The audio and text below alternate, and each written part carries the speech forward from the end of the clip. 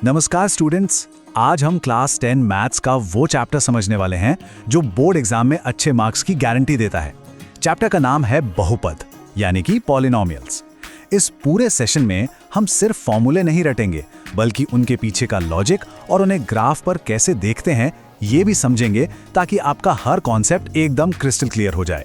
तो ये रहा आज का हमारा रोड मैप। हम बिल्कुल बेसिक से शुरू करेंगे कि बहुपद क्या है, फिर उसके शून्यक या जीरोस का ग्राफ पर क्या मतलब होता है वो देखेंगे, और आखिर में सबसे जरूरी टॉपिक शून्यकों और गुणांकों के बीच का वो मजेदार रिश्ता समझेंगे जो एग्जाम में पक्का आता है। तो चलिए शुरू करते हैं। सबसे पहला सवाल तो यही उठता है कि आखिर ये चैप्टर बोर्ड एग्जाम के लिए इतना खास क्यों है? क्यों टीचर्स हमेशा कहते हैं कि इसे अच्छे से कर लो, ये एक स्कोरिंग चैप्टर है? देखिए, इसकी सबसे बड़ी खासियत यह है कि इससे हर तरह के सवाल बनते हैं, 2 नंबर वाले भी, 3 वाले भी और 5 नंबर वाले भी। लेकिन बात सिर्फ नंबरों की नहीं है। पॉलिनोमियल्स जो है ना, वो अलजेब्रा यानी बीजगणित की नींव है। अगर आपने यहाँ ग्राफ्स को समझना सीख लिया तो आगे ज्योमेट्री और कोऑर्डिनेट ज्योमेट्री जैसे चैप्टर्स आपके लिए बहुत आसान हो जाएंगे। इसीलिए ये चैप्टर कॉन्सेप्ट की क्लैरिटी और अच्छे मार्क्स का एक परफेक्ट कॉम्बिनेशन है। और हाँ, इसी कॉन्सेप्चुअल क्लैरिटी को आसान बनाने के लिए बुक बडी एक्सप्लेन्स आपके साथ है। यहाँ हम क्लास 8 से 12 तक के एनसीईआरटी मैथ्स को आसान हिंदी में स्टेप बाय स्टेप समझाते हैं ताकि आपको फॉर्मूले रटने की जरूरत ही न पड़े। तो चलिए अब इस इंपॉर्टेंट चैप्टर की नींव रखते हैं और सबसे पहले ये समझते हैं कि भाई ये बहुपद या पॉलिनोमियल आखिर है क्या चीज। बिल्कुल आसान भाषा में समझें तो पॉलिनोमियल नंबर्स और वेरिएबल्स जैसे x और y का एक ऐसा कॉम्बिनेशन है जिसमें वेरिएबल की जो पावर यानी घात होती है वो हमेशा एक होल नंबर होनी चाहिए, जैसे 0, 1, 2, 3। एक बात गांठ बांध लीजिए, ये पावर कभी भी नेगेटिव यानी माइनस में या फिर फ्रैक्शन यानी बटे में नहीं हो सकती। जैसे स्क्रीन पर देखिए, 4x + 2 एक पॉलिनोमियल है क्योंकि यहाँ x की पावर 1 है जो कि एक होल नंबर है। अब ये स्लाइड बहुत जरूरी है क्योंकि यहीं पर स्टूडेंट्स सबसे ज्यादा गलतियां करते हैं। लेफ्ट साइड में जितने भी एक्सप्रेशंस हैं उनमें वेरिएबल की पावर एक होल नंबर है, इसलिए वो सब पॉलिनोमियल हैं। लेकिन राइट साइड में देखिए, 1/x - 1 का मतलब होता है x की पावर -1 और √x का मतलब होता है x की पावर 1/2। अब क्योंकि -1 और 1/2 होल नंबर्स नहीं हैं, इसलिए ये एक्सप्रेशंस पॉलिनोमियल नहीं है। एक नंबर के सवालों के लिए ये पॉइंट बहुत इंपॉर्टेंट है। किसी पॉलिनोमियल की डिग्री या घात पता करना तो सबसे आसान काम है। आपको बस पूरे एक्सप्रेशन में वेरिएबल की सबसे बड़ी पावर को ढूंढना है। जैसे 5x³ - 4x² में x की 2 पावर्स हैं, एक 3 और एक 2। इनमें से बड़ी कौन सी है? बिल्कुल सही, 3। तो इस पूरे पॉलिनोमियल की डिग्री 3 हो गई। और इस टेबल को तो दिमाग में अच्छे से बैठा लीजिए क्योंकि एग्जाम में एक नंबर का सवाल सीधा यहीं से आ जाता है। अगर डिग्री 1 है तो वो रैखिक या लीनियर पॉलिनोमियल है, डिग्री 2 है तो द्विघात या क्वाड्रेटिक, और अगर डिग्री 3 है तो त्रिघात या क्यूबिक। तो संक्षेप में पॉलिनोमियल वो जिसमें वेरिएबल की पावर होल नंबर हो और सबसे बड़ी पावर ही उसकी डिग्री कहलाती है। ठीक है, तो अब हमें पॉलिनोमियल और उसकी डिग्री पहचानना आ गया है। चलिए अब इस चैप्टर के सबसे जरूरी कॉन्सेप्ट को समझते हैं। पॉलिनोमियल के शून्यक या जीरोज होते क्या हैं?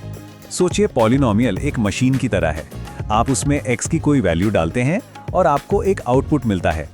पॉलिनोमियल का शून्यक या जीरो x की वो जादुई वैल्यू है जिसे उस मशीन में डालने पर आउटपुट हमेशा शून्य यानी 0 आता है। अगर मैथ की भाषा में कहें तो अगर p ऑफ x कोई पॉलिनोमियल है तो k उसका शून्यक तभी होगा जब p ऑफ k की वैल्यू 0 हो जाए। चलिए इसे एक सिंपल से लीनियर एग्जाम्पल से समझते हैं। मान लीजिए p ऑफ x = 2x + 3 है और हमें इसका शून्यक निकालना है। तो हम क्या करेंगे? हम p ऑफ x को 0 के बराबर रख देंगे, मतलब 2x + 3 = 0। अब इसे सॉल्व करेंगे तो हमें मिलेगा x = -3/2। बस यही है इस पॉलिनोमियल का शून्यक।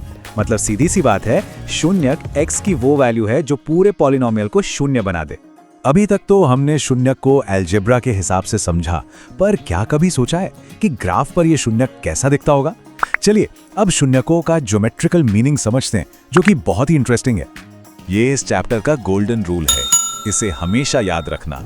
किसी भी पॉलिनोमियल का ग्राफ एक्स एक्सिस को जिन जिन पॉइंट्स पर काटता है उन पॉइंट्स के जो x कोऑर्डिनेट्स होते हैं वही उस पॉलिनोमियल के शून्यक होते हैं। ये अलजेब्रा और ज्योमेट्री के बीच का एक मजबूत पुल है।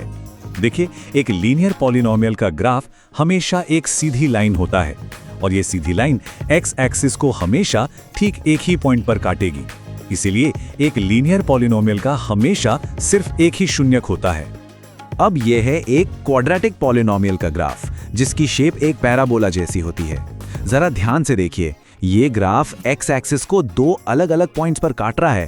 पहला x = -1 पर और दूसरा x = 4 पर। तो इसका क्या मतलब हुआ?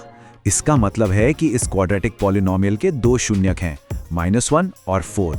एक क्वाड्रेटिक पॉलिनोमियल के ग्राफ के साथ 3 केसेस हो सकते हैं और ये एग्जाम में अक्सर पूछा जाता है। पहला केस, ग्राफ x एक्सिस को दो अलग अलग जगह काटें तो दो शून्यक मिलेंगे। दूसरा केस, ग्राफ x एक्सिस को सिर्फ एक पॉइंट पर छूकर निकल जाए तो सिर्फ एक ही शून्यक होगा। और तीसरा केस, ग्राफ x एक्सिस को काटे ही नहीं, या तो पूरा का पूरा ऊपर रहे या नीचे, तो ऐसे में कोई भी रियल शून्यक नहीं हो। और ये ग्राफ एक जनरल रूल को पक्का कर देता है, जितनी पॉलिनोमियल की डिग्री उतने ही ज्यादा से ज्यादा शून्यक हो सकते हैं। यहाँ एक क्यूबिक यानी डिग्री 3 वाले पॉलिनोमियल का ग्राफ है जो x एक्सिस को 3 पॉइंट्स पर काट रहा है, -2, 0 और 2 पर। इसलिए इसके 3 शून्यक हैं। तो अब हम समझ गए कि शून्यक ग्राफ पर x एक्सिस के इंटरसेक्शन पॉइंट्स होते हैं। बहुत बढ़िया। अब जब हम शून्यक निकालना और उन्हें ग्राफ पर पहचानना सीख गए हैं, तो हम इस चैप्टर के सबसे एडवांस्ड हिस्से पर आते हैं, शून्यकों और पॉलिनोमियल के कोएफिशिएंट्स के बीच का रिश्ता। ये टॉपिक 5 नंबर के सवालों के लिए बहुत बहुत जरूरी है। और अगर आपको ये एक्सप्लेनेशन वाकई हेल्पफुल लग रही है तो बुक बडी एक्सप्लेन्स को अभी सब्सक्राइब कीजिए और इस वीडियो को अपने दोस्तों के साथ भी शेयर कीजिए। ये चैनल क्लास 8 से 12 तक के हिंदी मीडियम स्टूडेंट्स के लिए ही है, ताकि मैथ्स डर नहीं कॉन्फिडेंस बने। चलिए अब इस 5 मार्क्स वाले टॉपिक को अच्छे से समझते हैं। एक क्वाड्रेटिक पॉलिनोमियल की स्टैंडर्ड फॉर्म होती है ax² + bx + c, जहां a, b और c उसके गुणांक हैं।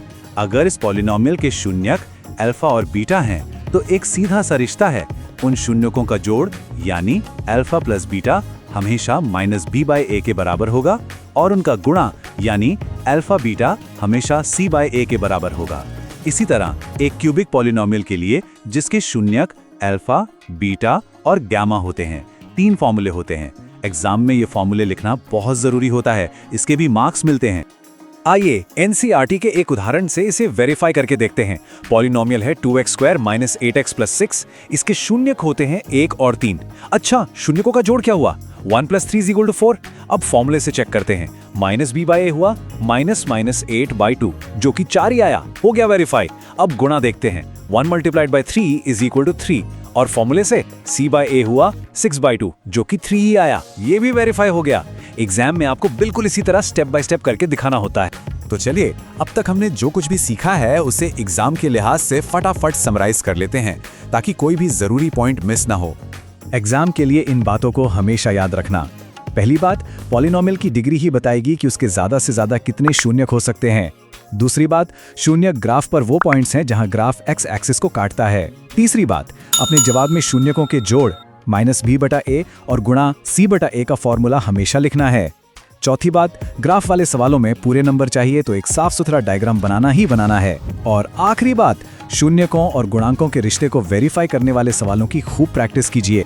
याद रखिए, मैथ्स प्रैक्टिस का सब्जेक्ट है।